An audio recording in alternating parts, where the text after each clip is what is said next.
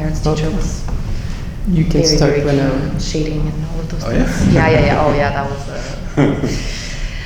Shading challenge. shading challenge, and he was shady as a guy as well. Oh, yeah? A little bit, yeah, but bully. He fell, but yeah.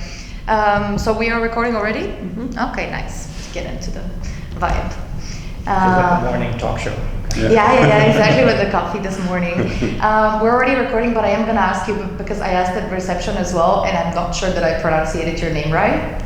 Please tell me your full name. How is it pronounced properly? Gosse. Gosse. De Kort. De Kort. Okay, right. All right, well then, I think we are ready. Are you guys ready? We're ready. Always. Yes. I'm ready. Okay. Well, hello. Thank you guys for having us here at the Arts Academy in The Hague. We're here from Theater Kicker to talk to you a little bit about your latest performance, Interval. So please present yourselves and tell us with a couple words, what is the performance about? Well, first present ourselves. Yes. I'm Gosse de Kort. I sometimes call myself an interdisciplinary artist, which basically means that I move into the in-between space between the different disciplines.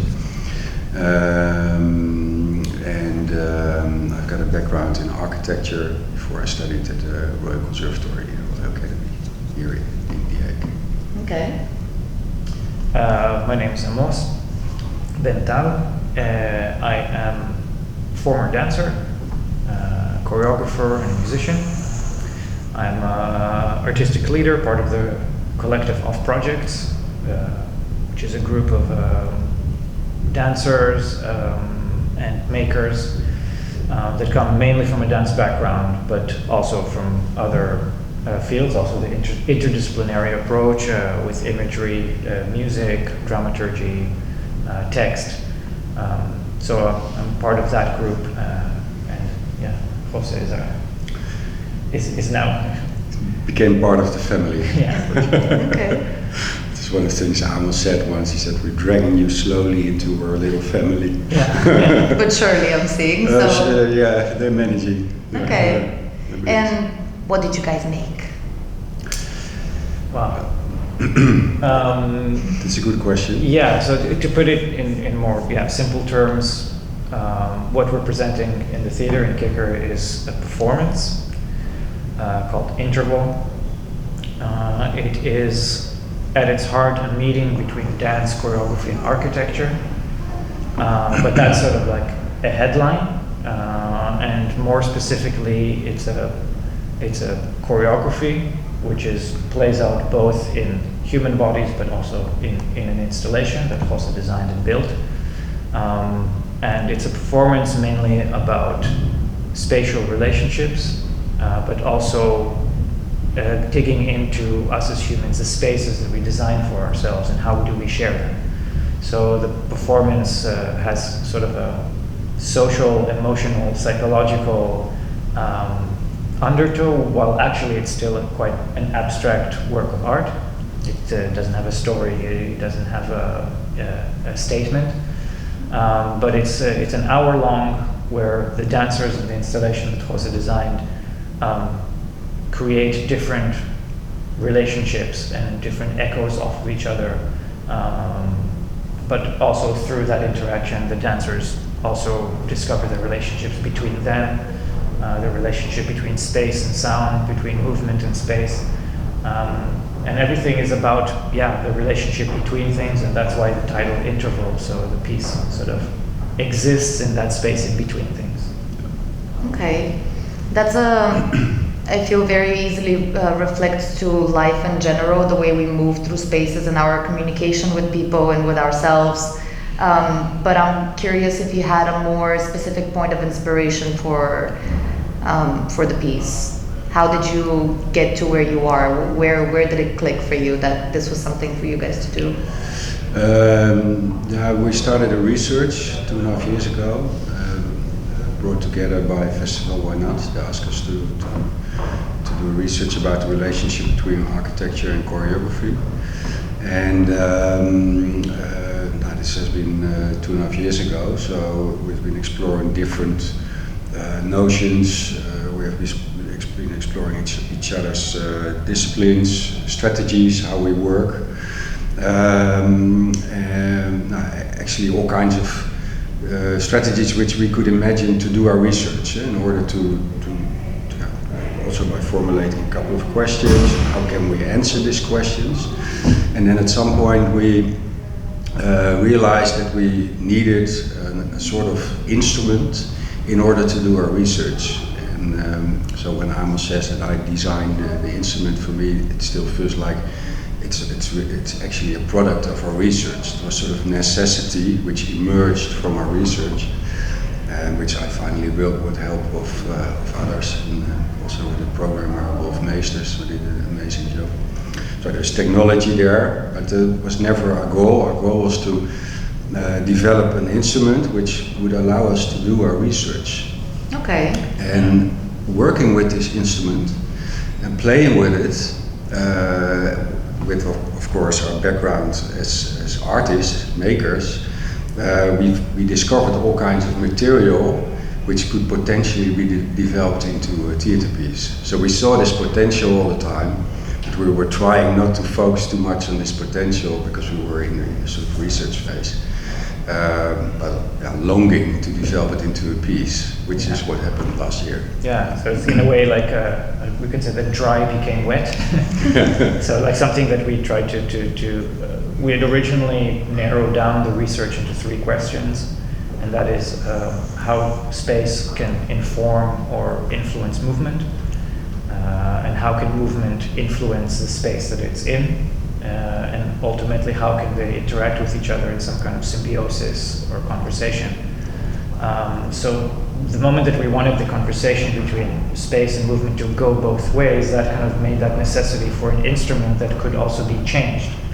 And you know, it was very nice in the beginning to have a coffee and talk about it, but eventually we said, well, we need to do it in the real world, we need to also demonstrate it. So the installation was originally designed as a sort of kinetic sketchbook. Yeah. It has very sort of sober, clean lines, almost like an architecture sketch, the blueprint. But instead of looking at it from the top, from a 2D kind of impersonal kind of way, we said, well, what if we had that, then we could move through it and make changes to it. So as you've seen, the performance installation is kinetic, and at the same time it's very geometrical, very simple. It's actually kind of a very simple design, but all the little details of it that could move create complexities and possibilities that then we could move through. And what surprised us is that just that sort of exploration of moving through it and changing the space according to specific kinds of movements taught us more than we expected to learn. But also it seemed to have like a bit of its own life. The way, as soon as dancers started to move in this space, it affected their movement and focused it and gave it a certain tension that was already had this kind of theatrical tension. Yeah. And then the installation being composed based on movement information, suddenly the installation became very expressive on its own as well. It started feeling more almost human, even though it's made from metal and screws and. So we felt like, so from the beginning it's like, oh, okay, something is happening here. And so once kind of the design, the technology, for myself, the knowledge of how to create movement for that specific space, once all of that was ready, then we could make a performance with it. Yeah. Right. So the first intention was not necessarily to share it on stage, it was your research. Yeah, we always knew that we would do like a research presentation, so we had in the back of our mind how to show it, and in the very first versions of that, we would like demonstrate little things, but also speak in between. It was kind of a lecture performance, where we explained about it and then showed it. But in the beginning, we didn't think about the tension of how it all holds together or how things relate to each other. It was really like studying the elements, and then once we knew about the elements, then we set out to question them and compose with them. Yeah. Also an attempt to keep our research questions clear. If you compose a piece of an hour, then there are a lot of other questions to be solved. not Well, cool. And you also don't want everything to be clear. No, exactly. So it's a different intention. But what we both realized, and that's also, I think, a belief, that if you do artistic research, we at least felt that there's also the necessity to be able to experience, and to use experience as a means to reflect on your artistic exploration or your artistic research. So if you believe so, then you start making things which you can experience, but then you can also share them with other people. And I think that was very valuable, that by giving presentations and making things experiential, your research develops in a more rich way, perhaps. Definitely putting it out there. But then there is experience. And in that sense, the research does share also elements with the piece we made. Yeah, and ultimately then you're talking about the experience, not about the thing itself, but about the ripples that it creates. And that's what we're interested in as makers. It's not in what we made, but how we're interested in how what we made interacts with the viewer, listener. How it's perceived. It's about communication ultimately. Right, of course. Dewey's a theory that if you create a piece that nobody sees and it stays in a dark room, it doesn't count as anything because it didn't influence anybody. And the same, the comparison, which is also, we can talk about later, but there is a lecture that goes along with a performance. The example is given that a building that is not inhabited by people is not architecture. There we go. Yeah. Okay. Interesting statement.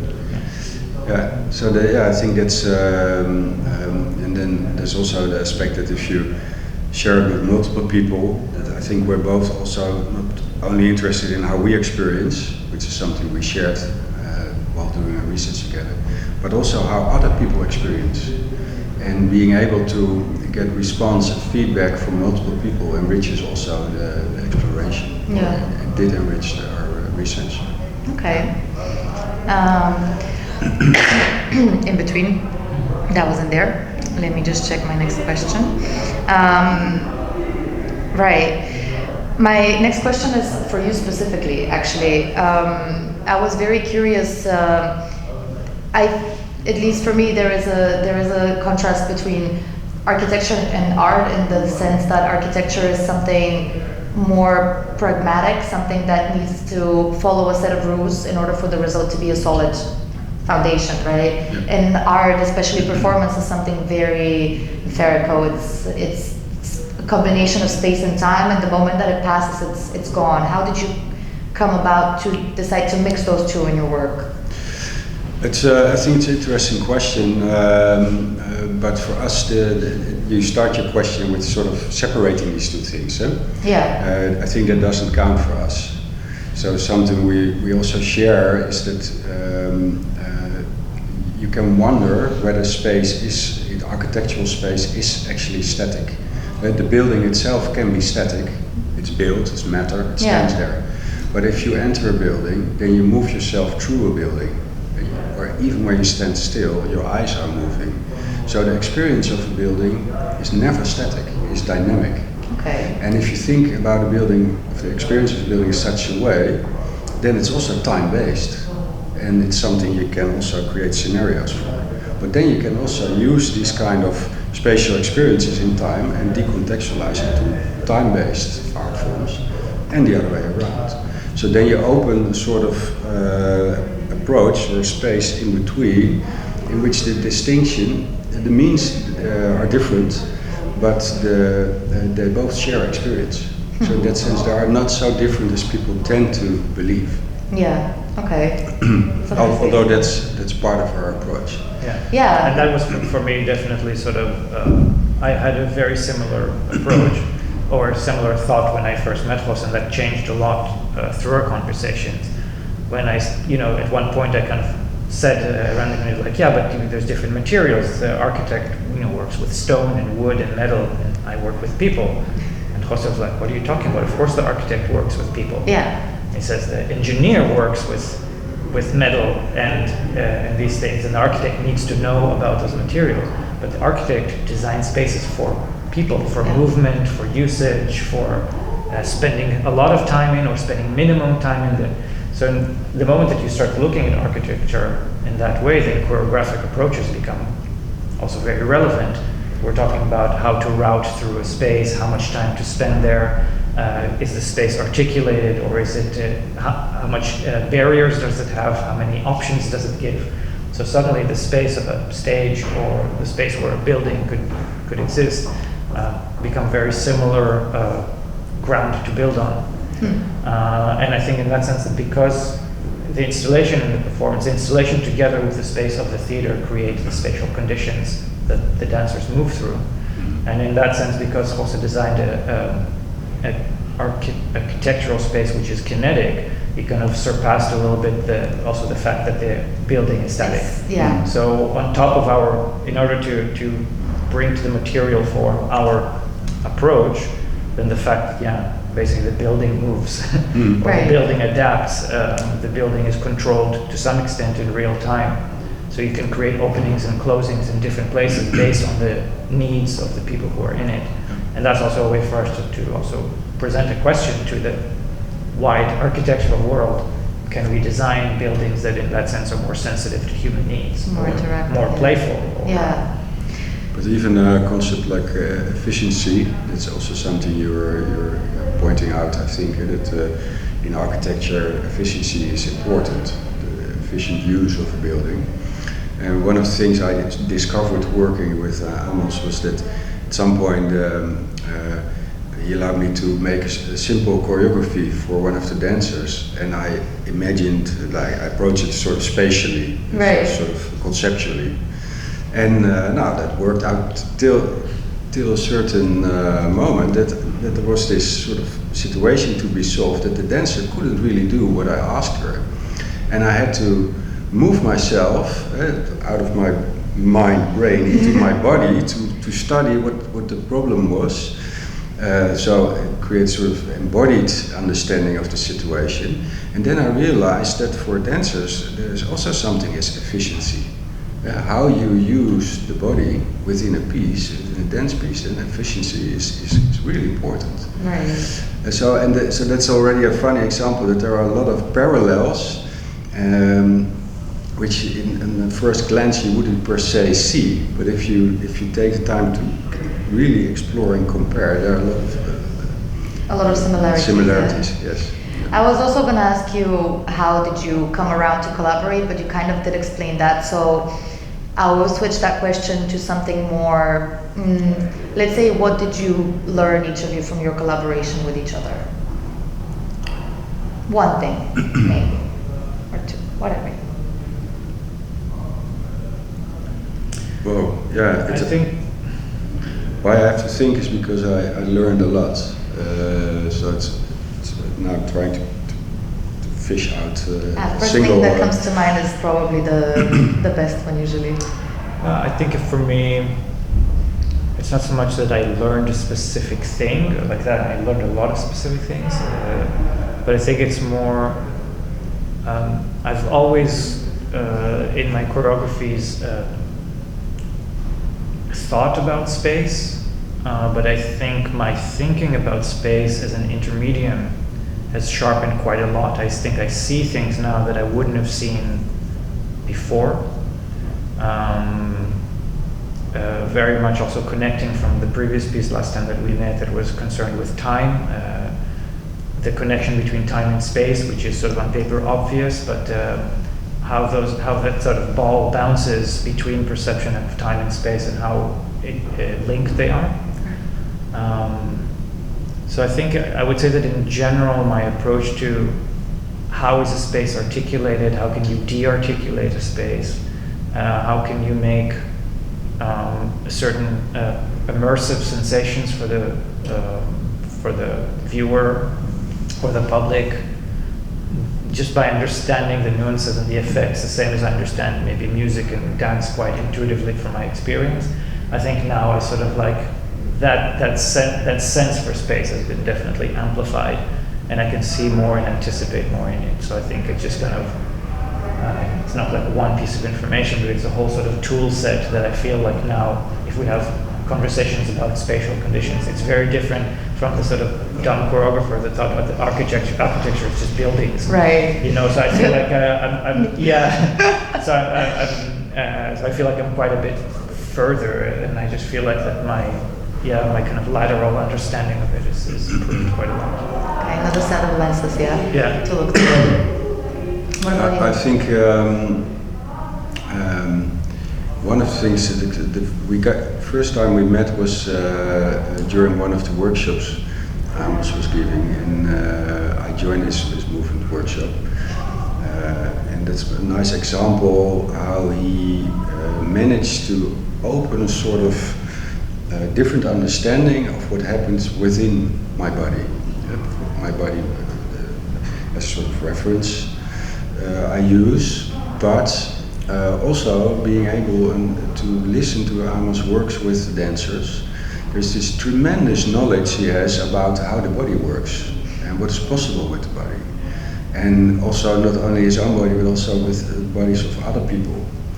And I think in that sense he opened a sort of scope which I was aware that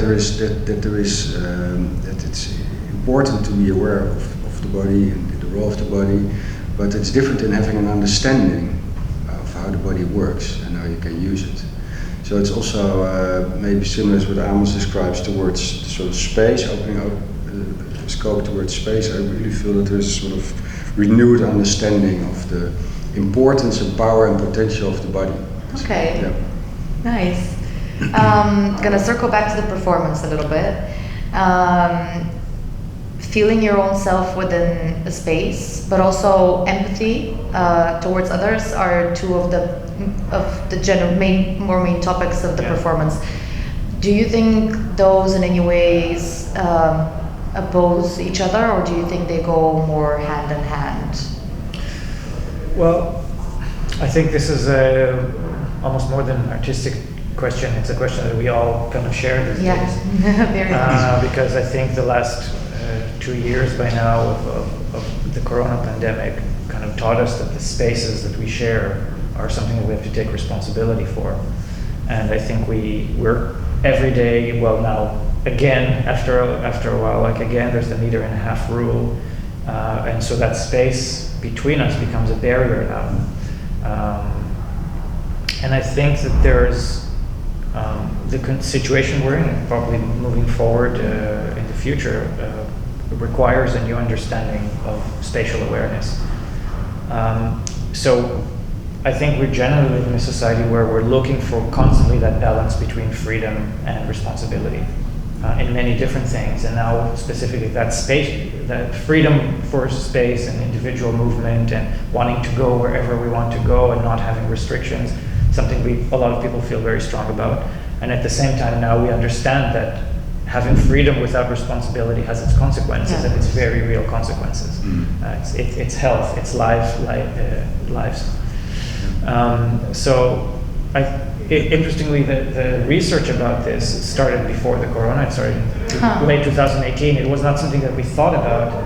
And even the installation itself, the dimensions of the installation, it's 6 by 6 meters with 4 people inside. So it's a lot of divisions of 1.5 meters happen within exactly that space. 1.5 meters. Which is like this happened before Corona. Was it all part of our lives? But I think it definitely changed how we looked at the work. Most of the performance was created during the main lockdown, even when we had the curfew. Yeah. So sometimes we had to run from the studio, or because we worked in Den Haag, also had to take a hotel in Den Haag because you couldn't make it home after rehearsal. So we were very much in it, and I think it informed a lot our awareness of working with the 4 dancers and the awareness of space and constellation between them in relationship to the restrictions of the architectural space that they were in. It became sort of a meditation on contemporary life, and well, not that we planned it to be that way, but we often said we were looking at it, and both in terms of its complexity, in terms of the intensity of the relationships between people. Even though we didn't script them to be theatrical, there was a lot of metaphors and a lot of images that we felt like we're just looking at our lives right now, whether it's balancing our family life at home or our relationship to other people, or even just like sometimes it looked like, wow, it looks like I'm going through the Albert Heijn and trying to avoid people and get through my day. So I think a lot of the, let's say, the social emotional part of the piece is very much in that interval. It's in that interval between freedom, individuality, collectivity, responsibility, and how we're kind of juggling these things. Yeah. Yeah, I completely agree. I think that I experienced it very strongly as well, that sort of autobiographical feeling, while we weren't aiming to make something autobiographical. And it's interesting to think how is that possible, because it's quite abstract, it's form, it's space. And, but I think that when you work with space in a conscious manner, we all experience space all the time, but we're not per se aware of it all the time. But the spatial experience plays such an important role in our lives that if you start exploring this, people will recognize all kinds of things or project their own experiences on top of it. Yeah. So there's always a relation, even when it's so abstract. Since it's about spatial experience, everybody will be able to relate to it in a personal way. And I think we definitely took, knowing that what we created is quite complex, I think we took places in the piece, kind of took the responsibility to simplify some things, to also help the audience get into it. Yeah. It would be very easy with Gosse's installation can be very impressive, and we have very good dancers that can move in very virtuosic ways. And I think we also had to tame the desire to just make cool and complex things all the time. So there's enough simplicity in the piece, I think, that invites the audience to relate with their own body to what they're looking. They can look into the space of the stage and project themselves into it. So I think in that way we very consciously tried to make the viewer a part of the performance, let's say an active passive. So like in your sort of mental projection landscape, in your emotional presence, you can sit completely still in your chair and still feel like you're part of the performance. So that's something that we definitely aimed for. Yeah. Nice, can't wait to see. I have one last question. It is related to the opening where we were supposed to meet.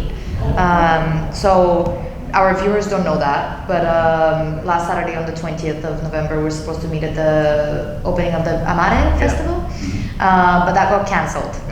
But anyway, we were going to meet outside where the installation was available to the public.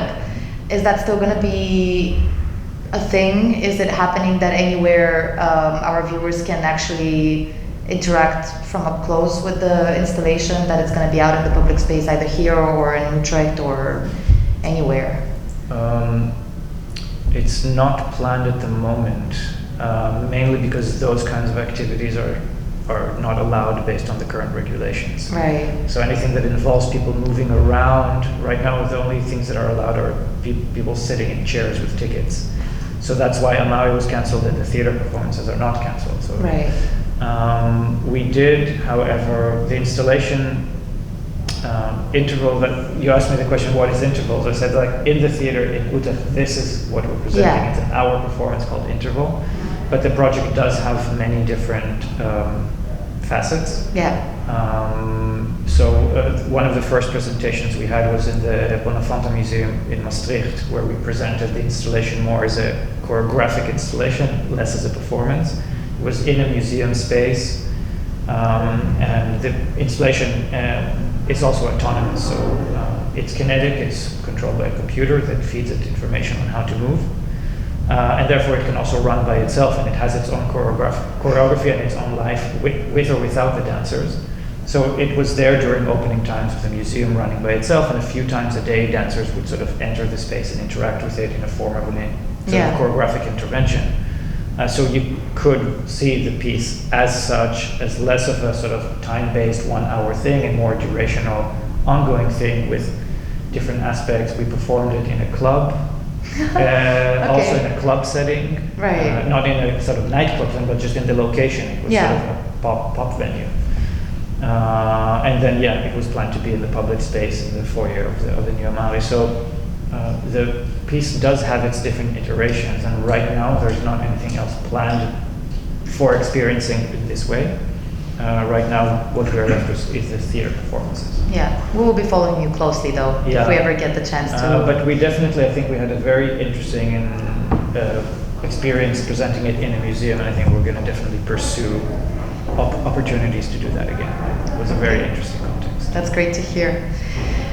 Thank you both so much for having this talk with me, and I'll be there in Utrecht, in Kikker, to see the performance. Can't wait for that. Thank Nice. you. Thank you. Thank you. Nice. Oh, that was lovely. Thank you guys so much. Oh,